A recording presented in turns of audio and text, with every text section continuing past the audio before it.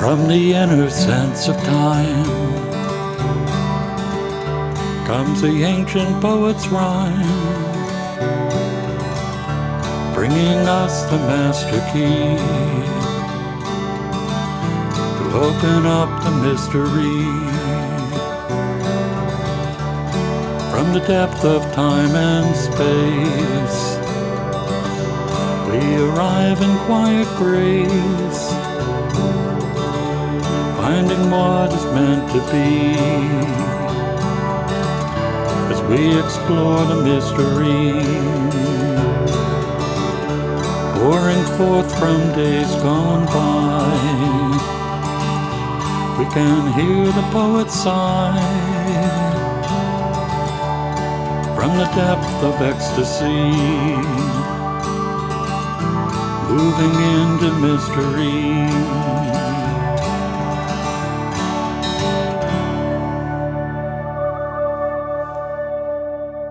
Hello and welcome again to Creative Connections. My name's Gary Blanchard, and today my guests are Serena Mae Smith and Amy Kiernan, who perform together as the Ugly Girls. Welcome. Hi, Gary. So, how did you guys start performing together? I walked into an open mic at the Dark Horse Tavern in Southbridge, and I ordered my Guinness and I sat down at the bar, and then I looked up and there were two people singing and playing on the stage. And it was Serena's turn to sing, and she opened her mouth and this amazing voice belted out like across the room, clear across the room. I don't think you actually need microphones. I think that's more like for show. And I heard her and I said, I have got to book this girl and I've got to get involved with her musically. She was just incredible. I had to know who she was. Okay. Yeah, and Amy, was hosting an open mic at the time, so we got talking at this open mic, and, I started going to her open mic, she started coming to my open mic, we started hanging out together, started babysitting her kids, and then, we just started, jamming together, and it kind of blossomed into this really cool project that we've been going at strong for 4 years now. Okay. So, the obvious question is, why the Ugly Girls? Well, when we were talking and when we first started writing together, I had this song that I had written for this. It was like a benefit that we did. I had specifically written it because this person had committed suicide, and I kind of wrote about how I used music to kind of channel those dark thoughts that I've had in my life, and how music has been this source of uplifting positivity, even in these times where when I was growing up, I wasn't the best student, I wasn't athletic, but I always could sing. I've been singing since I was real small. My grandmother and I used to listen to all the old musicals. We'd watch all these musicals and Fred Astaire and Ginger Rogers, and I would be, tap dancing around in the living room to Shirley Temple. And, so music was always there for me, and that was the one thing I had, that was my one-up, Okay.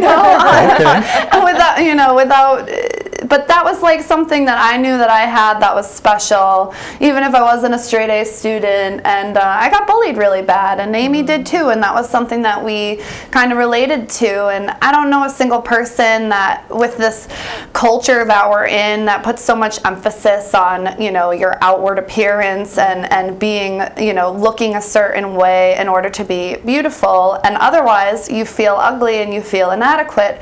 And, I think that in your adult life you kind of embrace those things that, people say are ugly just because they're different, and being an ugly girl isn't the worst kind of girl to be. Absolutely. Yeah, well, and I think you'll agree that there are a lot of people who are very ugly inside. Oh, absolutely. And but we try not to focus on those people. Yeah, we try to bring that beauty out with music. Right. And when the two of you perform together, it is extremely beautiful. Oh, thank you. Thank you, Gary. So when you are arranging songs, how do you decide who does what? How does that come about? Well, the way that Serena and I work is pretty organic. From the first time we sat together, it was, hey, I wrote a song, do you want to hear it? And then it would be, hey, I wrote a song, do you want to hear it? And we kind of just did whatever worked. You know, I don't think I've ever brought something to her and she hasn't been able to add something to it. You know, that's one thing. With her, it's always, she's raising that bar just a little bit higher. You know, and I'd like to think that we do that for each other. You know, it's very effortless. I've said it before, I feel like I found a long-lost sister. But instead of fighting, we flow really well. We get each other. It's awesome. I've heard that before, yeah. It's a wonderful thing to see two artists who blend so well.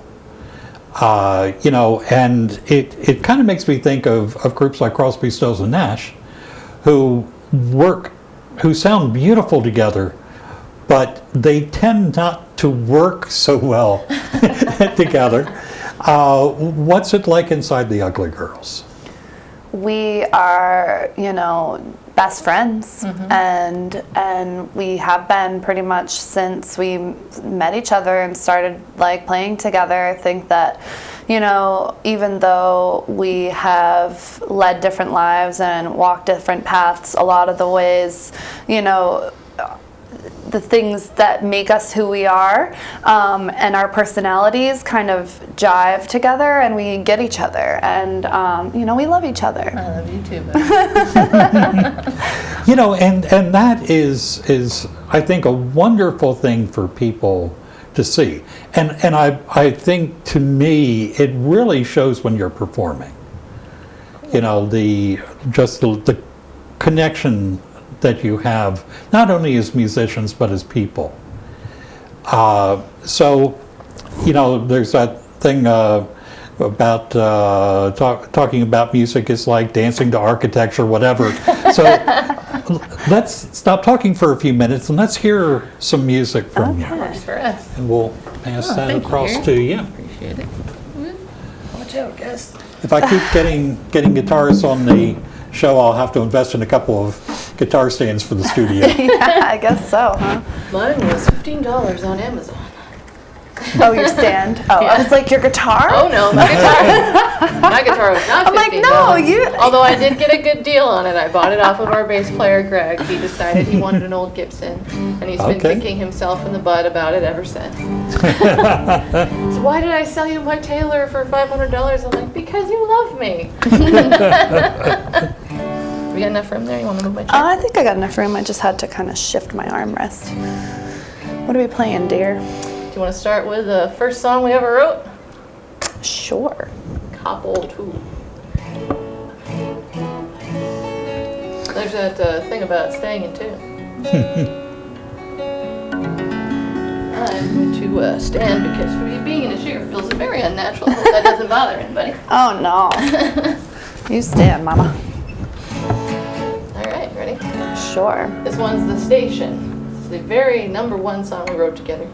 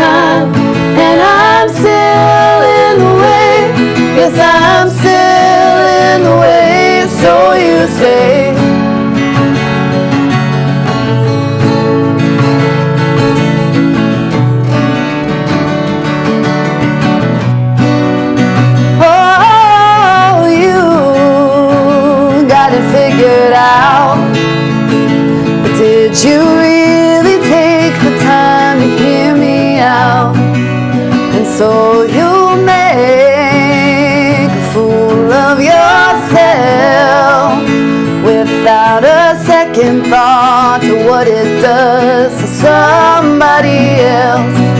This train keeps coming all the time, and I'm still in the way. Yes, I'm still in the way. This train keeps coming all the time, and I'm still in the way. Yes, I'm still in the way. So you say at the station, bag in hand, tears to cry. Still won't understand why you can't smile, laugh, and talk about the good times when you're on your way out and you're sowing seeds of doubt. This train keeps coming all the time, and I'm still in the way. Yes, I'm still in the way. This train keeps coming all the time, and I'm still in the way. Yes, I'm still in the way. This train keeps coming all the time, and I'm still in the way. Yes, I'm still in the way. This train keeps coming all the time, and I'm still in the way. Yes, I'm still in the way. So you say.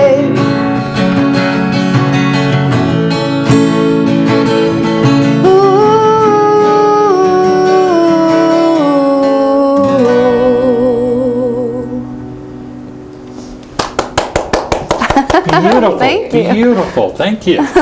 Thank you. So Pick for next time. Sure. you guys wrote this song together. We did indeed. Okay, so how long into your working together did you write the first song together? First real rehearsal together by ourselves. Yeah, Okay. like basically when we had determined that like we're gonna like do this, we're gonna like play music together, we're gonna write music together, and we were talking about frenemies. We were talking about like people that like always have like that unsolicited advice that's well-meaning but's not, really from a kind place, and that's kind of where that song came from. Okay. Yeah. You look so much better than you did last time. Yeah. That kind of thing. Right, You right. sound so much better than the first time I heard you. The first time I heard you, I left the room. I'm like, really? We've known too many people like that, and it was that feeling of you feel like the person just keeps running you over, and you're still standing there in the way, taking it, thinking it's going to improve, and we've both kind of thankfully broken out of that habit. That's since good. then. That's good. So music this good is wonderful to hear live, but unfortunately we can't always hear the Ugly Girls live. So you guys have a recording coming up, is that correct? Yeah. Yeah, we're hopefully going to be in the studio fairly soon. We're going to do our first album. We So had played excited. around with the title of the station from the first song. We'll see what it ends up being. I know how that goes. Yeah, we're excited to get all of this down. We have quite a few songs. I think the hardest thing is going to be picking the ones that are just right Yeah. to make like a 45-minute album. Right. It's kind of like choosing which of your children are you going to take on vacation with you, right? Yeah, right. If only I could only pick a few of them. So you guys are also doing a fundraiser to help to finance doing the album. Yep, we're selling t-shirts that say I heart ugly girls on them, which kind of I think is a cheeky little double meaning, because we are all about spreading positivity and stuff, and shameless self-promotion, but it's like so we made up these T-shirts, and we're hoping to sell enough to at least kickstart the project, or at least give us a down payment. And we have a fundraiser right now. We need to sell at least 9 to make any money off that. And then we're going to do a small printing of a variety of different ones. We have our Ugly Girls logo with the very Greek goddesses with tattoos going up and down with their arms, and then we have the lips. And we also have a picture of a train wreck that goes along with the station. It's an old-timey train wreck with our name over it in black and white. It's one of my favorites, and that's going to be on a T-shirt as well. So we'll have those after the fundraiser's over, but we're really hoping to, as she said, kickstart things with the first round. So if somebody wanted one of these T-shirts, how do they go about getting one? You can go on our website. That's theuglygirlsband.com. That's our domain. And then you'll actually go to Help Us Make an Album. That's what it says right on the website. Okay. You'll click it. There's a little video about what we're doing from us, a little hello, and we make it very easy. There's a link right to Custom Ink. That's where we're producing our shirts. They're really, really cool. The way they do their fundraisers is they'll say, how much do you want to make on this? So they'll take their $450 to $750 a shirt, what it takes for them to make it, out of the fundraiser money rather than having you pay up front if you can sell a certain amount. Okay. So, but you can click that link and it'll take you right to that. You pick your size and we can either send it directly to your home, or if you feel like us Sharpieing the heck out of it, you can always pick it up directly from us afterwards at a show. So. Okay. Yeah. And when people go on to order, what may happen, and happened to me, is that it came up offering women's sizes. Oh yeah, you scroll. And you have to kind of scroll. Yeah. So they do have them for those of us who would look really funny in a women's T-shirt. Yeah. We have men's and women's sizes. Yeah. Yeah, but you're right. You have to click You have to scroll to get to through. the next yeah. one. Yeah.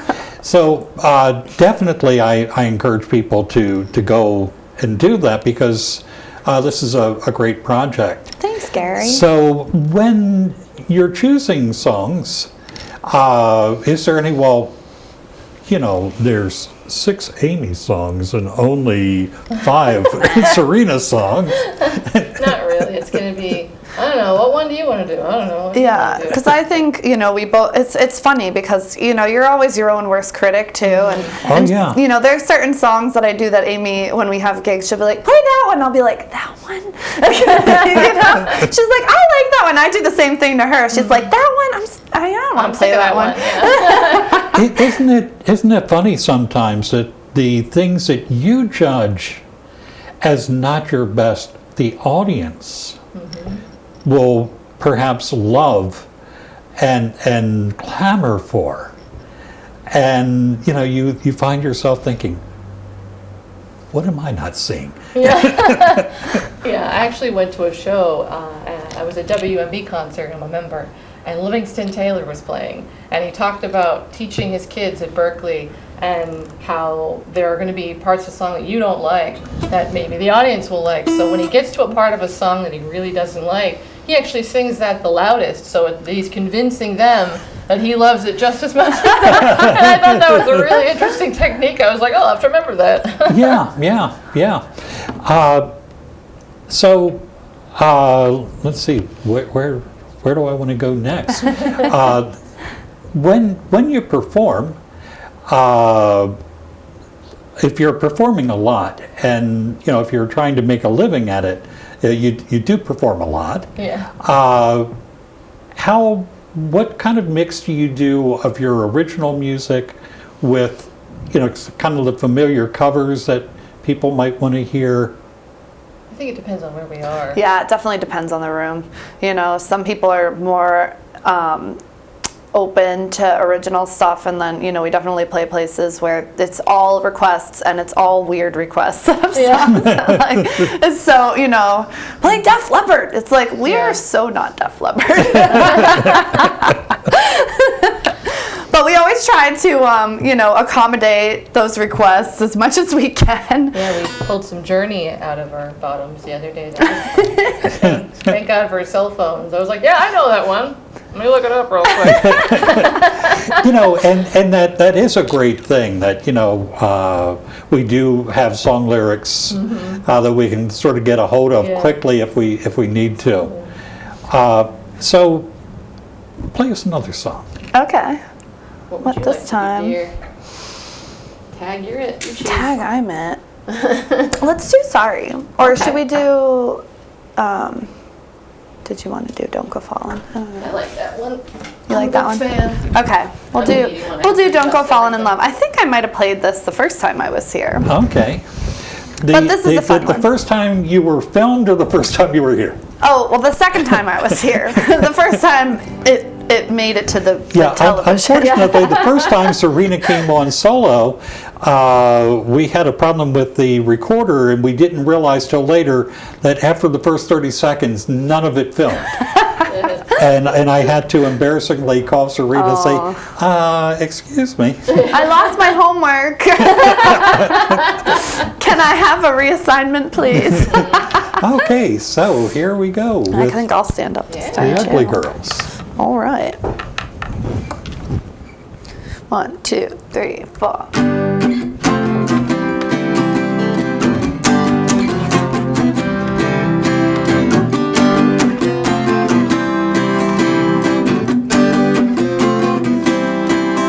Right about now, you're probably thinking I'm too pretty to just be this nice. There must be something more diabolical behind these eyes. And if you met me 10 years ago, you'd be right. I've come a long way. Don't go falling. Don't go falling in love with me.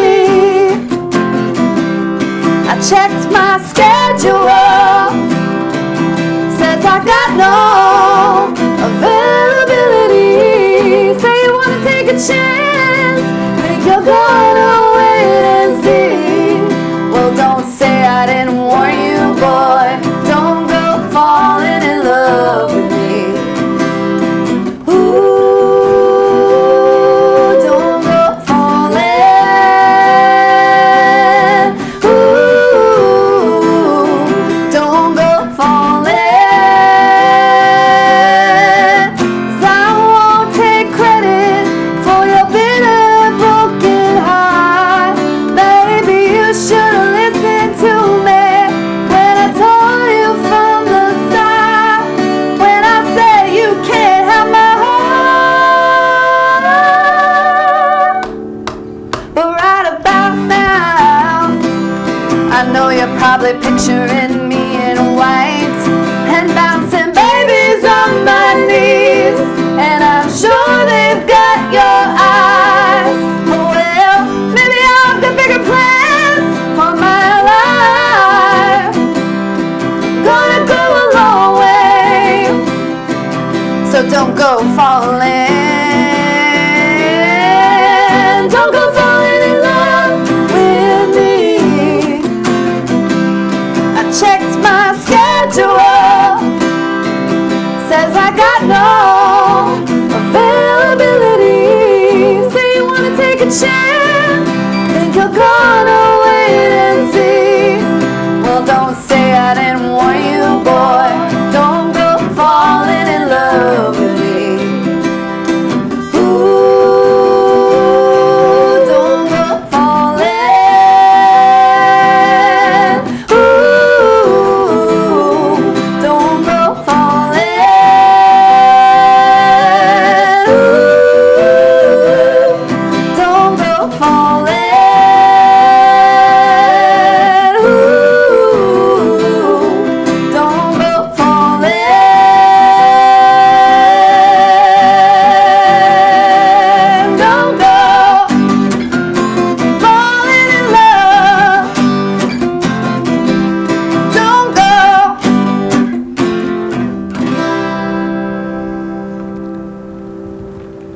Wonderful. Wow. I love the line about I've been checking my schedule and I have no availability. That is I like that line too. that is one of those great unexpected rhymes. Don't go falling in love with me and availability. Just really, really great. And what I think really comes across watching the two of you perform is just how much fun you're having doing it. Absolutely. We wouldn't, I mean, it wouldn't be called playing if it wasn't fun. There you go. True story. Well, unfortunately, sometimes, and particularly if you're trying to make a living at it, it can kind of get past that fun point. Oh, but we want to make a killing, not a living. Oh, I like that. Take over the world. So you have a website. We do. How- uglyGirlsBand.com. Okay. How else do people keep up with what you're doing? Oh, we're all over Facebook. Yeah, We have a very much so. Facebook page, and I have, we both have individual pages, and then the other pages, we're kind of sharing stuff all over the place Yeah, on we there. have an So Instagram now too. It's at the Real Ugly Girls Band, and then we are on Twitter, which is the Ugly Girls Band 2 for some reason, but maybe because there's two of us. That's what I like to tell myself. So you can find us there. You can find us on Instagram. We're on Facebook. We have business cards too. So if you're at a show, you can come on over and say hi. We're pretty much an open book. That's great. So on the recording, is it going to be just the two of you and perhaps Greg on bass, or are you planning on? Probably pretty stripped down. We want to get a lot of that live in the room sound because I think having fun translates a little bit on the recording.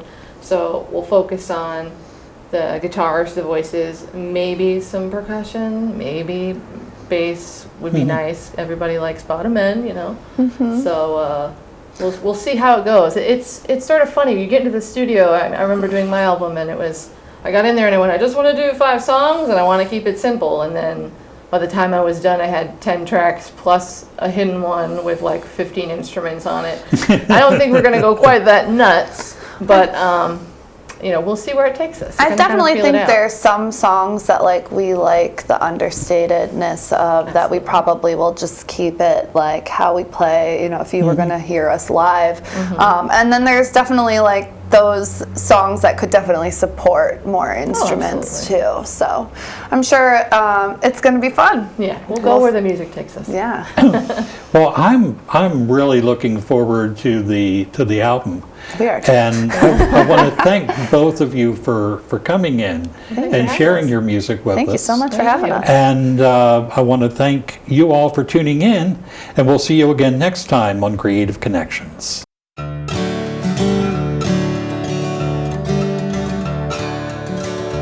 From the inner sense of time comes the ancient poet's rhyme, bringing us the master key to open up the mystery. From the depth of time and space, we arrive in quiet grace, finding what is meant to be as we explore the mystery, pouring forth from days gone by. We can hear the poet sigh from the depth of ecstasy, moving into mystery.